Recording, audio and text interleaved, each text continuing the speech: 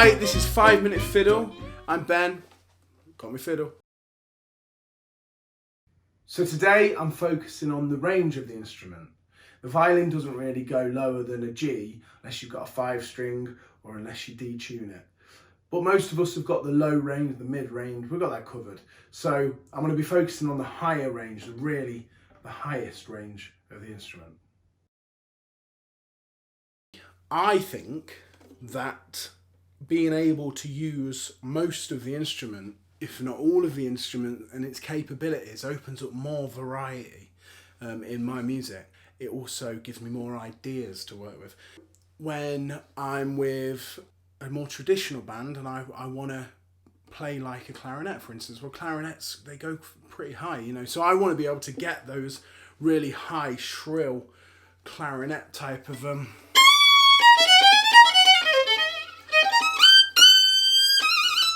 I like him.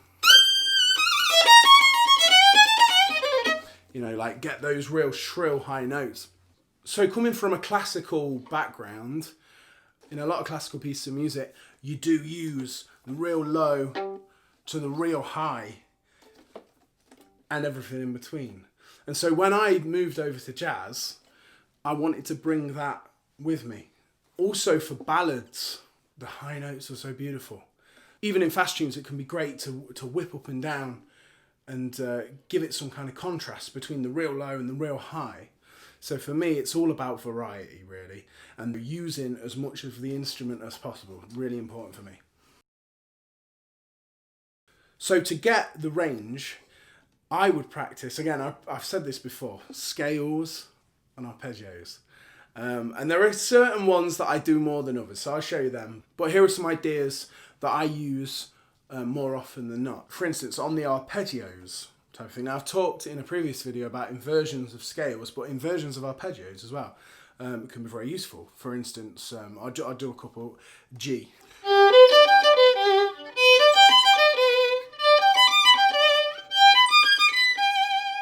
So another useful one for me, B flat.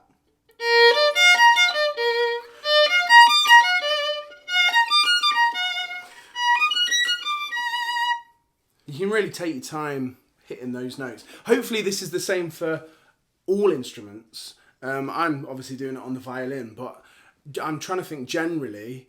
I think maybe these are useful for all instruments, hopefully. When it comes to one like E flat, where it gets really, really high, I might practice it from the first inversion, from the G.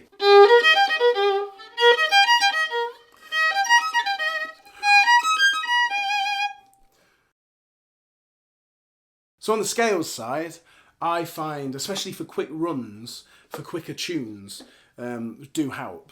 Take F, this is one I use quite a lot. Maybe G as well. The F can also be an inversion for the B flat. Okay, so a couple of examples of me improvising with this range, using a couple of those ideas. So if I was to do a blues in F, it's a bit quicker to get those kind of quick runs in, using that a little bit of range, so in F.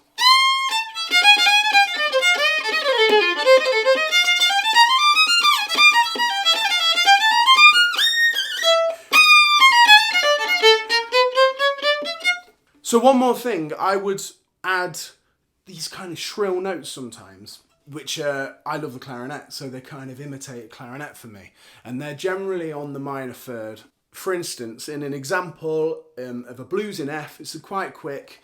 This is how I might run up, use the range, and then while I'm up there, I might go a little bit more and get that kind of shrill clarinet-y minor third type of thing.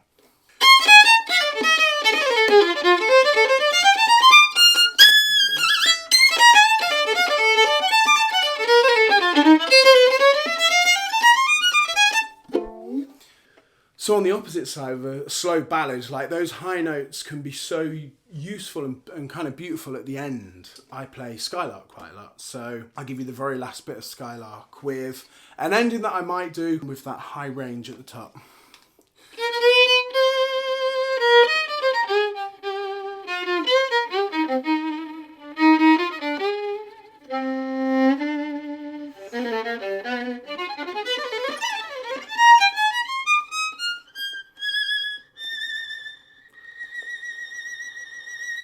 that chord of E flat would be underneath with my top B flat.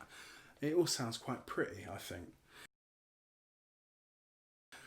So that's my take on range. I like to use the whole instrument. I like to use it for different things. Some fast, quick runs, some beautiful high notes sometimes for ballads. I like to get that nice clarinet shrillness in there. But I hope you've enjoyed this 5-minute fiddle. Keep playing however you like playing. That's the great thing about it. We'll see you next time.